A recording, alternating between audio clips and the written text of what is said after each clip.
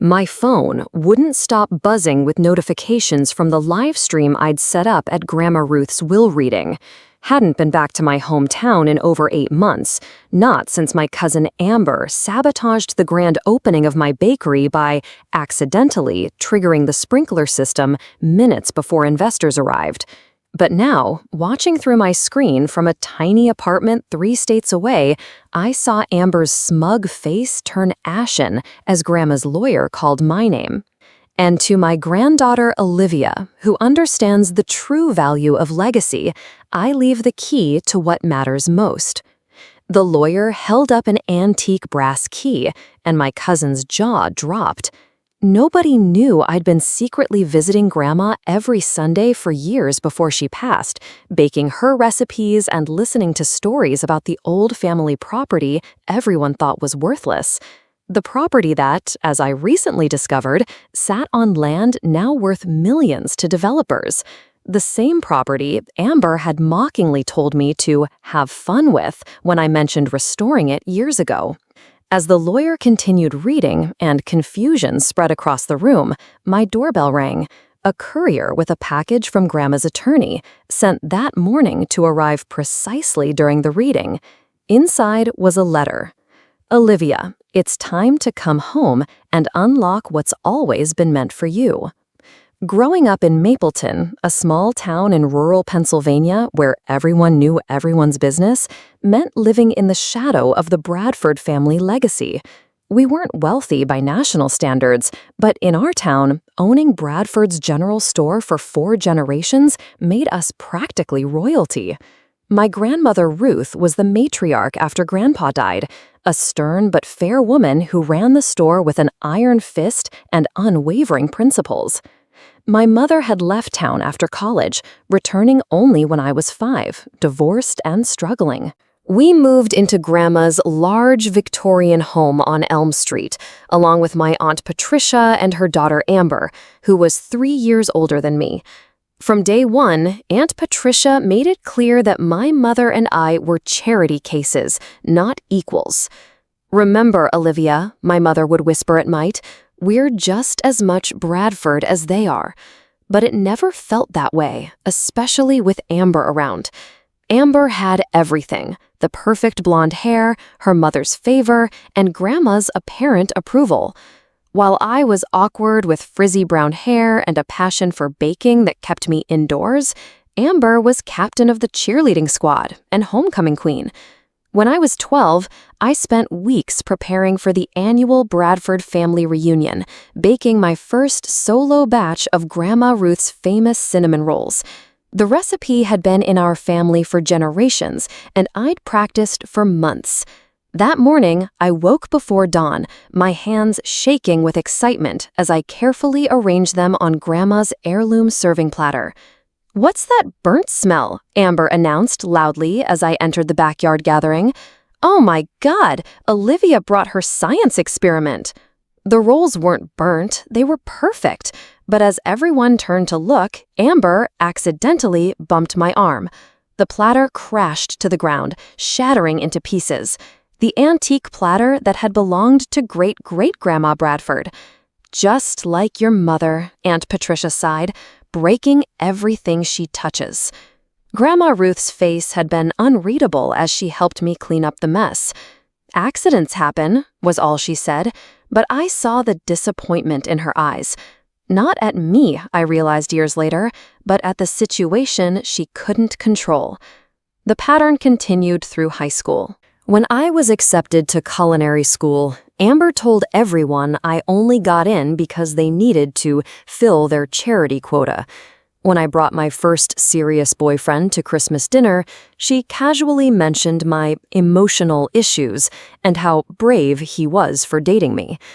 Despite everything, I excelled in culinary school, developing a talent for reinventing classic recipes with modern twists. My graduation project, reimagining my grandmother's recipes for a modern cafe concept, won the department prize. I called Grandma immediately.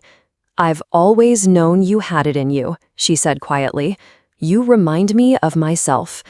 What no one in the family knew was that every Sunday during my last 2 years of college, I drove 3 hours each way to visit Grandma Ruth. While everyone else made excuses about being too busy, I'd bake with her in the morning, then spend afternoons listening to her stories about growing up on the old Bradford homestead outside town, the original family property everyone had written off as worthless when the general store became successful. "That land speaks to me still," she told me once, her eyes distant. "Your grandfather wanted to sell it, but I couldn't bear to. Some things aren't about money." It was during those Sundays that I learned the true Bradford family secret. The original recipes that had made the general store famous weren't actually from my great-grandmother, as everyone believed. They had come from Eliza, the daughter of formerly enslaved people who had worked as the family cook in the 1920s.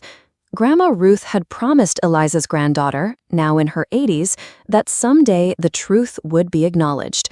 "Family isn't always about blood," Grandma told me, pressing an old, worn recipe book into my hands. After culinary school, I moved back to Mapleton with big dreams and that worn recipe book tucked safely in my bag. My business plan was solid.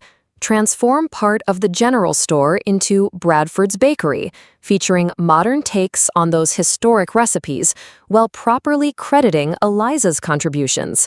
I'd arranged meetings with local investors, secured a small business loan, and even convinced the Mapleton Historical Society to feature the story in their newsletter. "How cute," Amber commented when I presented the idea at a family dinner. She was now the store's marketing manager, having dropped out of business school but somehow landing the role through Aunt Patricia's influence, playing with flour while the adults handle the real business. Grandma Ruth, now using a walker but sharp as ever, tapped her cane on the floor. "I think it's an excellent idea. The bakery was always the heart of the store." The look that passed between Aunt Patricia and Amber shouldn't have surprised me, but I was too excited to pay attention. For once, something was going my way. The week before the grand opening, I worked 18-hour days, perfecting every detail. I'd invited food bloggers from Philadelphia, local business owners, and even a representative from a regional restaurant group interested in possibly franchising the concept. The night before, I stayed late, arranging displays and putting final touches on the signature items. "Need any help?"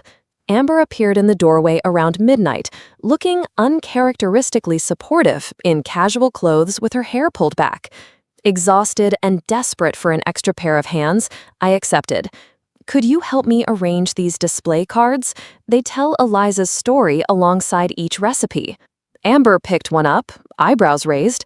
"So we're admitting these recipes weren't actually from great-grandma Bradford? Mom's going to have a fit." "Grandma Ruth approved it," I replied, focusing on the pastry case. "It's time for honesty." "Whatever you say." Amber shrugged, moving around the space as I concentrated on my work. "I'm heading out. Good luck tomorrow." The next morning, I arrived 2 hours before the scheduled opening to find Grandma Ruth already there, dressed in her Sunday best despite the early hour. "I wouldn't miss this for the world," she said, squeezing my hand. "You've done something important here." By 9:45, the store was filled with excited guests. I spotted the investors near the front, the food bloggers taking photos, and even Mrs. Washington, Eliza's granddaughter, seated in a place of honor near the counter. At precisely 10 a.m., I stepped forward to make my welcome speech. That's when I heard it, a strange clicking sound from above, followed by a mechanical groan. Before I could process what was happening, the sprinkler system activated, drenching everything and everyone. Display cards dissolved into pulp, pastries collapsed under the water pressure, and guests scrambled for the exit. Through the chaos, I glimpsed Amber near the utility room door, phone in hand, smirking before arranging her features into a mask of concern. "What a disaster!" Aunt Patricia declared, materializing beside a soaked Grandma Ruth. I told you this bakery idea was half-baked. Now look at the damage to our store." "I don't understand," I stammered, watching months of work literally wash away. The system was inspected last week. "Someone must have tampered with it," Grandma Ruth said quietly, her eyes following Amber, who was now dramatically helping customers to the door. The investors left without a word. The restaurant group representative handed me his soggy business card with a pitying smile. "Maybe next time." Mrs. Washington approached me, her Sunday hat ruined but dignity intact. "Eliza would have been proud of the attempt, dear. The truth has a way of coming out eventually." Later that afternoon, as I salvaged what I could from the wreckage, I overheard Amber on the phone in the office. "It worked perfectly," she laughed. "You should have seen her face. Now Mom can convince Grandma to drop this whole bakery nonsense and sell to your developer friends. The old lady won't last forever, and that property outside town will be worth a fortune once the highway extension goes through." My hands froze around the ruined recipe book. The highway extension? The old Bradford homestead? It suddenly clicked. Amber and Aunt Patricia weren't just sabotaging my bakery. They were positioning themselves to sell off Grandma's land the moment she passed. That night, I told Grandma Ruth everything. "I've suspected as much," she said, reaching for a faded envelope in her desk. "That's why I've been making arrangements. But we need to be patient and smart, Olivia. The right moment will come." 2 weeks later, with my credit ruined from the failed launch and my confidence shattered, I packed my bags. Amber hosted a dinner, ostensibly to cheer me up, but clearly to celebrate her victory. "Sometimes you have to know when to give up on a dream," she said, raising her glass in a mock toast. "Not everyone is cut out for business." I didn't respond, just hugged Grandma Ruth goodbye, longer than usual. "Remember what matters," she whispered in my ear, "and watch for my signal." The next day, I disappeared from Mapleton without telling anyone where I was going. Everyone except Grandma Ruth, who had a burner phone I called every Sunday, continuing our tradition from a distance. 8 months of self-imposed exile gave me time to rebuild myself. I found work at a small bakery in Rhode Island, lived frugally in a studio apartment, and slowly developed a new business plan, one that didn't depend on family approval or the Bradford name. Every Sunday, Grandma Ruth and I spoke, her voice growing more frail but her mind remaining sharp. "They're circling like vultures," she told me during our last call. "Patricia brought in some fancy lawyer to discuss estate planning yesterday. Keep your phone close, Olivia. Things will move quickly now." 3 days later, I received the news from Mrs. Washington. Grandma Ruth had passed peacefully in her sleep. The funeral would be Saturday, and the will reading the following Monday. I couldn't face returning for the funeral, couldn't bear Amber's fake sympathy or Aunt Patricia's controlling presence. But Grandma had been clear. "When the time comes, watch the will reading. I've arranged for a live stream." So there I sat in my tiny apartment, watching my family gather in the wood-paneled office of Grandma's attorney, Mr. Harrington, who had represented the Bradfords for 40 years. Amber wore an appropriately somber black dress that probably cost more than my monthly rent. Aunt Patricia dabbed at dry eyes with a monogrammed handkerchief. My mother, who had moved to Arizona years ago, was notably absent. She'd never returned to Mapleton after I left for culinary school. "Before we begin," Mr. Harrington said, adjusting his glasses, "Mrs. Bradford requested that this proceeding be recorded and streamed for family members unable to attend in person." He nodded toward the camera. Aunt Patricia frowned. "Is that really necessary, Harold? This is a private family matter." "It was Ruth's explicit instruction," he replied firmly, then began reading. The standard bequests came first: family heirlooms, modest financial gifts to distant relatives and local charities. Amber received Grandma's jewelry collection and a sum of $50,000. Aunt Patricia inherited the Victorian house on Elm Street and a similar amount. Both looked pleased, exchanging satisfied glances. Then Mr. Harrington cleared his throat. And now to the matter of Bradford's General Store and the original Bradford homestead property. The room stilled. These were the true prizes, the business that generated reliable income, and the land that would be worth millions once the highway extension was approved. To my granddaughter, Olivia, who understands the true value of legacy, I leave the key to what matters most. Mr. Harrington held up an antique brass key that I immediately recognized from our Sunday conversations, the key to the old homestead's front door. Amber's face drained of color. "What? That's impossible!" Mr. Harrington continued reading.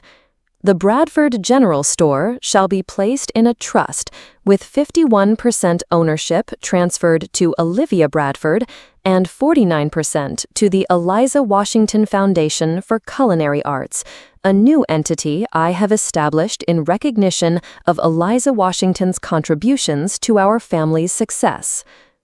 As confusion spread across the room, my doorbell rang, the courier Grandma had arranged. The package contained not just a letter, but legal documents, a deed, and photos I'd never seen before. Grandma Ruth as a young woman with Eliza, both smiling over a mixing bowl. On screen, Mr. Harrington was still reading. "As for the Bradford homestead property, I leave it entirely to Olivia, with the stipulation that the original house and 3 surrounding acres remain undeveloped. The remaining land may be used as Olivia sees fit." "This is outrageous!" Aunt Patricia stood, her face contorted with anger. "Ruth wasn't in her right mind. We'll contest this immediately." Mr. Harrington removed his glasses. "I anticipated your reaction, Patricia. That's why Ruth underwent extensive cognitive testing before finalizing these arrangements. The results are attached to the will. Furthermore," he produced a sealed envelope, "she left this video to be played in the event her will was contested." The room's television flickered to life, showing Grandma Ruth sitting in her favorite chair, looking directly into the camera. "If you're watching this, it means Patricia and likely Amber are throwing a fit," she began, a hint of a smile playing at her lips. "Let me be perfectly clear. I am of sound mind and body. I've watched for years as you two schemed and manipulated, treating the Bradford legacy as your personal inheritance rather than a responsibility." The camera panned to show she was holding a familiar phone. "This is the burner phone I use to talk with Olivia every Sunday. Yes, Patricia, while you were busy planning to sell our history to developers, Olivia was learning it, honoring it, and planning to preserve it. And yes, I know about the sprinkler system sabotage. Bradford's has security cameras. Did you forget who installed them 30 years ago?" In my apartment, I gasped along with everyone in the attorney's office. Grandma had evidence. She'd known all along. "Olivia," Grandma Ruth continued, seeming to look directly at the livestream camera, "if you're watching, it's time to come home and reclaim what's yours. The key I've left you opens more than just a door." The video ended, leaving stunned silence in its wake. "This meeting is adjourned," Mr. Harrington announced calmly, "unless there are questions about the other provisions of the will." No one spoke. Amber rushed from the room, followed closely by Aunt Patricia.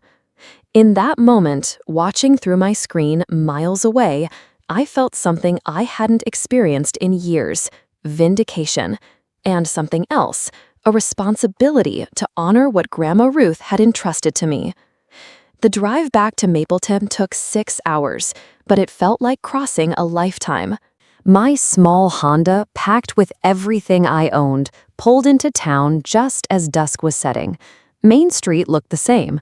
Christmas lights still strung across lampposts despite it being February. The movie theater's marquee advertising the same film that had been playing when I left. Only now, as I drove past Bradford's general store, did I realize something fundamental had changed. I no longer felt like an outsider looking in. This was mine now. I didn't go to the store first. Instead, I drove past the town limits, following the winding country road that led to the old Bradford homestead. I'd visited only once as a child, and then regularly with Grandma during our Sunday conversations, but always secretly. The property had been neglected for decades, a two-story farmhouse with peeling white paint, surrounded by nearly 80 acres of fields and woods that had once been the original Bradford farm. The brass key slid into the lock with surprising ease. Inside, dust motes danced in the beam of my flashlight. But what struck me was the absence of neglect I'd expected. The floors were swept, the furniture covered with sheets. Someone, Grandma, had been maintaining it all along. On the kitchen table sat a leather-bound book with a note in Grandma's handwriting. "Start here." I spent that night reading by lantern light, discovering the true history of the Bradfords, not the sanitized version I'd grown up with. The original homestead had been a stop on the Underground Railroad. Eliza's grandmother had been helped by my great-great-grandfather, and later returned to work for the family by choice. The recipes that built our family's reputation had indeed come from her, but the partnership had been one of mutual respect, unusual for its time. The last entry, dated just weeks before Grandma died, read, "Olivia will understand what to do. The land speaks to those who listen." My phone rang at 7 a.m. It was Mr. Harrington. "You'll want to come to the office," he said without preamble. "There have been developments." When I arrived, Amber was already there, eyes red-rimmed but chin defiantly high. Aunt Patricia sat beside her, a portrait of controlled fury. "Tell her," Patricia demanded. Mr. Harrington sighed. "It seems your cousin has something to confess." Amber couldn't meet my eyes. "The sprinkler system, I did tamper with it. Mom didn't know." "That's not all," Mr. Harrington prompted. "I've been in talks with Horizon developers," she continued reluctantly. "They offered me a commission if I could convince Grandma to sell the homestead. When you announced your bakery plan, I was afraid you'd establish yourself in the family business and eventually discover the development plans." "Why now?" I asked, genuinely curious about this sudden confession. Mr. Harrington slid a document across the desk. "Because I informed them that your grandmother's video would be released to the police if they didn't come clean. Tampering with safety equipment is a criminal offense." Aunt Patricia interjected, "We're willing to drop any contest of the will if you'll be reasonable about the store. Surely you don't actually want to run it." The old me might have acquiesced, might have sought compromise to avoid conflict, but something had shifted when I'd turned that brass key. "Actually, I do," I replied calmly, "and I'll be reopening the bakery with proper credit to Eliza Washington. As for the homestead property—" "The developers are offering $12 million, Amber blurted out. "We could split it. You'd never have to work again." I thought about the leather-bound book, about Grandma's final message. The land's not for sale, at least not to developers. Later that day, I called Mrs. Washington and asked her to meet me at the homestead. She arrived with her daughter and grandson, a culinary school graduate like myself. "Your grandmother told me you'd find a way to honor the past while building something new," she said, running her hand along the farmhouse's banister. "She always believed in you." Together, we walked the property as I outlined my vision, transforming the homestead into a culinary education center and working farm, with the Washington family as equal partners. The Bradford Washington Culinary Heritage Center would preserve the historic recipes, teach sustainable farming practices, and offer scholarships to aspiring chefs from underrepresented backgrounds. "The highway may bring traffic," I explained, "but it can bring visitors to our farm-to-table restaurant rather than a strip mall." Mrs. Washington's grandson, Marcus, nodded enthusiastically. "We could grow heritage ingredients no one's cultivating anymore." Over the following weeks, word spread through Mapleton. Some residents, particularly those aligned with Aunt Patricia, were scandalized by the changes. Others, many of whom had worked at the store for years, expressed relief that the Bradford legacy would continue, albeit in an evolved form. My mother called from Arizona, hesitant at first, but increasingly animated as I explained what had happened. "I always knew you had Ruth's backbone," she said finally. "Maybe it's time I came home for a visit." The most surprising development came 3 weeks after my return. Amber appeared at the homestead, alone, as I was clearing out the overgrown kitchen garden. "I brought these," she said, holding out a box of old photographs. "Found them in Mom's attic. Thought they might belong here." I accepted them cautiously. "Thank you." She lingered, clearly wanting to say more. Finally, "I was jealous. You had nothing, but somehow Grandma respected you more. You couldn't see it, but I could." "And now?" I asked. "Now I'm moving to Pittsburgh," she replied with a hint of her old confidence. Marketing degree, take 2. Clean slate.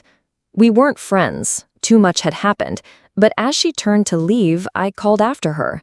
"Amber, I'm keeping your employee discount active, in case you visit." The smallest of nods was her only acknowledgement. 6 months later, Bradford's General Store unveiled its newly renovated bakery section, featuring a permanent exhibition on Eliza Washington's contributions. The display cards I'd created before the sabotage were there, but now joined by photographs and artifacts from both families' histories. Mrs. Washington cut the ribbon, her eyes bright with unshed tears. "Eliza would say it's about time," she announced to laughter from the crowd. Standing beside her, I spotted a familiar face at the back.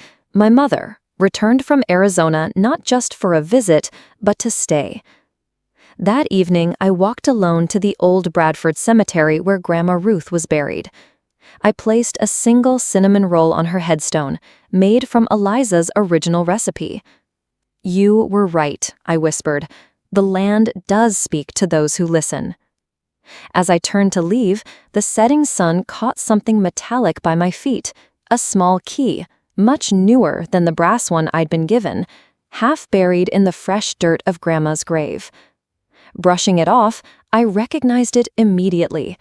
The key to the recipe vault in the store's back office, where the family's most precious formulas were kept. Another message from Grandma Ruth. Some secrets were still waiting to be discovered. It's been 2 years since I found that second key at Grandma's grave. The recipe vault contained more than family secrets. It held deeds to 3 additional properties Grandma had quietly purchased over the years, investments no one knew about, and letters documenting a business partnership between my great-grandfather and Eliza's husband that had been deliberately erased from our family's public history. The Bradford Washington Culinary Heritage Center now welcomes visitors from across the country, and our scholarship program has helped 15 students pursue their culinary dreams. Aunt Patricia still lives in town but rarely speaks to me. Amber visits occasionally, bringing her fiancé, who, ironically, is a chef. Sometimes I stand on the porch of the restored homestead, key in hand, and think about how easily we accept the stories we're told about ourselves, how I nearly let Amber's version of who I was define my future. But Grandma Ruth knew better. She recognized that legacy isn't what's handed to you, it's what you choose to build with what you've been given. If there's one thing I've learned, it's that the most powerful inheritance isn't money or property, it's truth. And sometimes you have to disappear for a while to find it. If you're watching this and struggling with your own family drama or feeling underestimated, remember that your story isn't finished yet. Sometimes the key to changing everything has been in your hands all along. You just didn't know what door it opened. If you've enjoyed my story, please like and subscribe to hear more about heritage recipes, family business transformations, and how to turn adversity into opportunity. I'll be sharing some of Eliza's original recipes, with the Washington family's blessing, of course, in next week's video. Until then, remember, it's never too late to rewrite your family's story.